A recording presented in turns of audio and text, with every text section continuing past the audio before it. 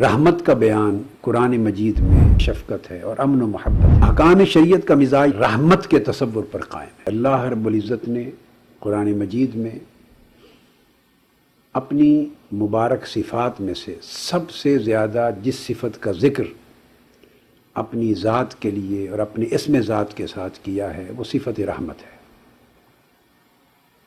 تو کثرت کے ساتھ اللہ تبارک و تعالی نے اپنی رحمت کا بیان اپنے اسم ذات کے ساتھ کیا۔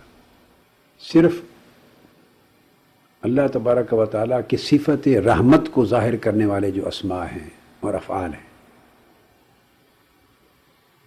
اور رحمت کا بیان قرآن مجید میں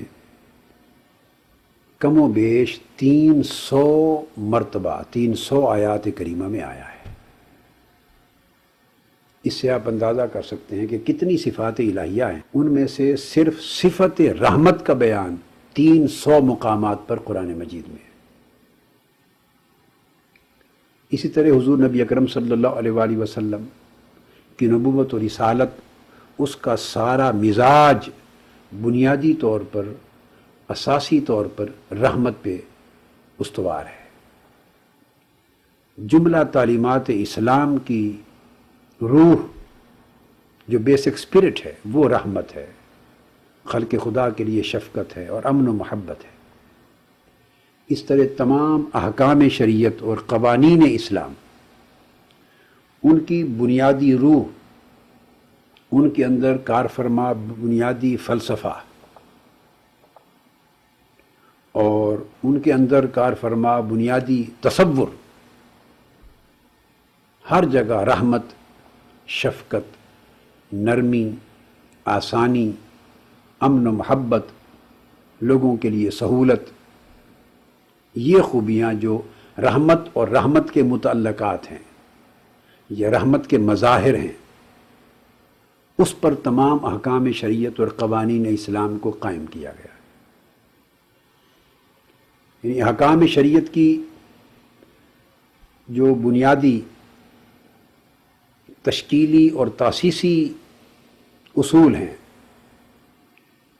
لیجسلیشنل یا لیجسلیٹو پرنسپلز ہیں جو احکام شریعت میں، تمام احکام ان میں سے کسی نہ کسی بنیاد پر استوار ہوتے ہیں، اور ہر حکم کے پس منظر میں اس کی بنیادی علت کے طور پہ، اس کے اندر کار فرما روح کے طور پہ، اس کے آبجیکٹو کے طور پہ، اس کے مقصود کے طور پہ، بنیادی طور پر یہی رحمت اور رحمت کے اثرات اور رحمت کے مظاہر ہوتے ہیں۔ ان میں کہیں قرآن مجید کا ایک بنیادی اصول ہے رفع الحرج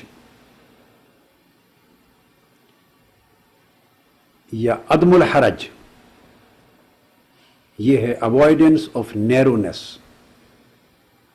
یا removal of nervousness, removal of inconvenience. کہیں قرآن مجید کے احکام میں یہ اصول کار فرما ہے جسے کہتے ہیں قلت التکلیف، لیسننگ آف ڈیفیکلٹیز، یعنی لوگ جس سچویشن سے تنگی محسوس کریں اس تنگی کو ریموو کرنا۔ کہیں ایک بندے کی جتنی استطاعت اور طاقت ہے ایک حکم تکلیف، شریعت کے حکم کو برداشت کرنے کی، اس سے بڑھ کر اسے مکلف نہ ٹھہرانا، اس سے بڑھ کر اسے رسپانسبل اور لائبل قرار نہ دینا، قلت التکلیف۔ کہیں حکم آتا ہے قرآن مجید کے جو احکام شریعت میں، اور اس کی اساس اور بنیاد ہوتی ہے استثناء، ایگزمپشن۔ کہیں قرآن مجید کے احکام میں آپ دیکھتے ہیں نسخ ہے، ریپیلنگ، ایبروگیشن اور ریپیل۔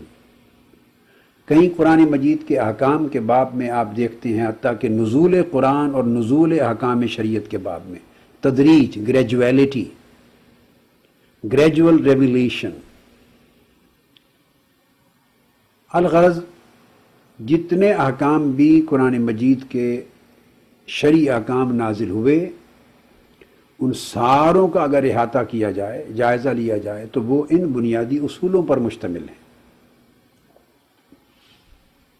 یہ سارے کے سارے اصول، رفع حرج ہو یعنی تنگی کو دور کرنا، قلت تکلیف ہو یعنی بوجھ کو کم کرنا، گریجویلٹی ہو تدریجاً انسان کو مکلف بنانا، یہ خاص طور پہ نزول احکام شریعت اور نزول قرآن کے باب میں یہ اصول پیش نظر رکھا گیا، یا پھر اسی طرح نسخ ہو، ایبروگیشن، اسی طرح استثناء ہو، مریض اور دیگر مسافر اور دیگر مختلف سچویشن میں مبتلا لوگوں کے لیے احکام کو نرم کر دینا علی حاصل قیاس۔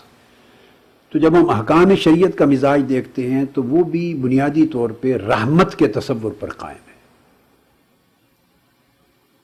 پھر اسلام کے تصور کو جب ہم نے دیکھا، اسلام، ایمان اور احسان کے تناظر میں یہ تین ٹرمز ہیں، تو تینوں کی بنیاد ہمیں رحمت، امن، محبت، آشتی، سلامتی، شفقت نظر آئی۔ اسلام کا روٹ ورڈ اور مادہ سلم اور سالمہ ہے، اس کا معنی سلامتی ہے۔ ایمان کے لفظ کا مادہ امن ہے، جو خوف کی ضد ہے، اس کا معنی امن، امان، پیس، سیکیورٹی، سلامتی ہے۔ اور ہائیسٹ رینک اسلام کی تعلیمات کا اور سب سے اعلیٰ درجہ احسان ہے، اس کا مادہ حسن ہے، اور اس حسن کے اندر بھی بنیادی طور پہ امن، رحمت، شفقت اور محبت اور سکون پایا جاتا ہے۔